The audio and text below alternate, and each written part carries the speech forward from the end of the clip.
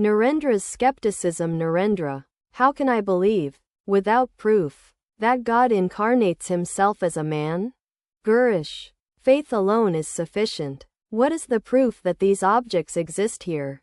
Faith alone is the proof. A devotee, have philosophers been able to prove that the external world exists outside us? But they say we have an irresistible belief in it. Gurish, to Narendra, you wouldn't believe, even if God appeared before you. God himself might say that he was God born as a man. But perhaps you would say that he was a liar and a cheat. The conversation turned to the immortality of the gods. Narendra, what is the proof of their immortality? Gurish, you wouldn't believe it even if the gods appeared before you. Narendra, that the immortals existed in the past requires proof. M whispered something to Paltu. Paltu. Smiling. To Narendra, what need is there for the immortals to be without beginning? To be immortal one need only be without end. Master. Smiling. Narendra is the son of a lawyer, but Paltu of a deputy magistrate. Quote, all laugh. All kept silent a while. Jogin. Smiling. He, meaning the master, doesn't accept Narendra's words anymore.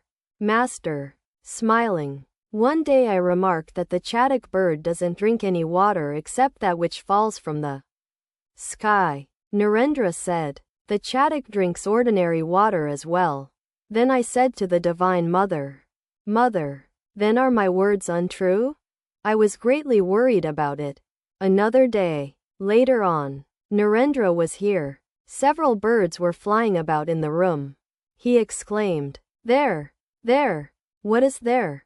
I asked. He said, there is your chatak. I found they were only bats. Since that day I don't accept what he says. All laugh. At Jadu Malik's garden house Narendra said to me, the forms of God that you see are the fiction of your mind. I was amazed and said to him, but they speak too. Narendra answered, yes, one may think so. I went to the temple and wept before the mother. O mother, I said, what is this? Then is this all false? How could Narendra say that? Instantly I had a revelation. I saw consciousness, indivisible consciousness, and a divine being formed of that consciousness. The divine form said to me, if your words are untrue, how is that they tally with the facts?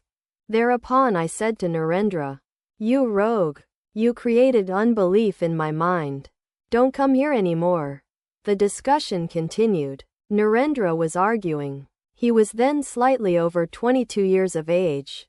Narendra, to Gurish, and others, how am I to believe in the words of scripture? The Mahanirvana Tantra says, in one place, that unless a man attains the knowledge of Brahman he goes to hell. And the same book says, in another place, that there is no salvation without the worship of Parvati, the Divine Mother. Manu writes about himself in the Manusamhita.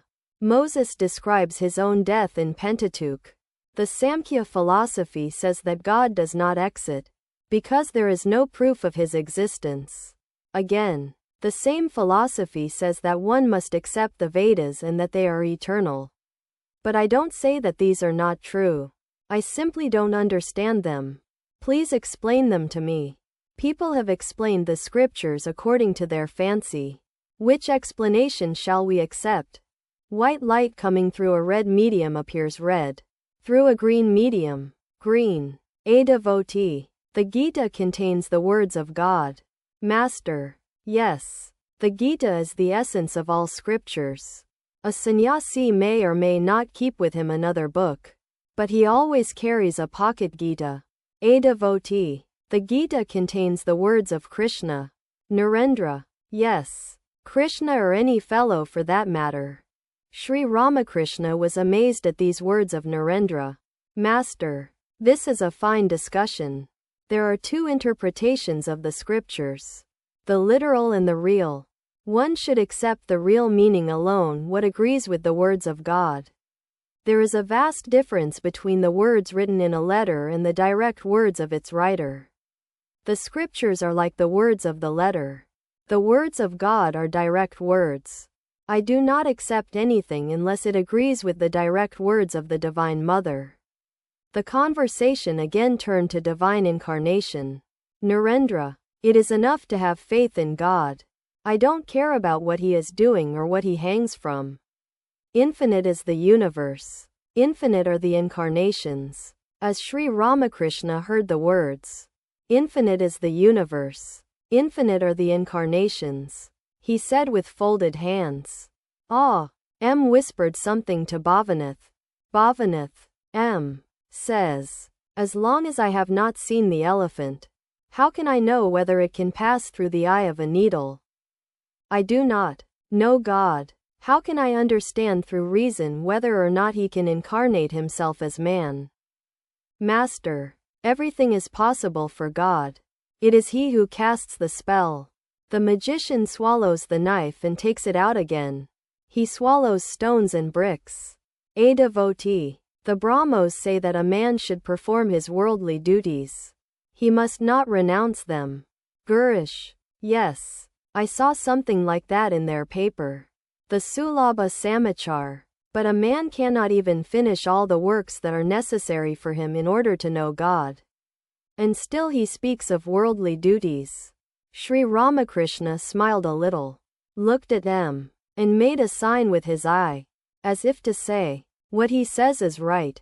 M understood that this question of performing duties was an extremely difficult one. Purna arrived. Master, who told you about our being here? Purna, Sarada, Master, to the woman devotees, give him some refreshments. Quote,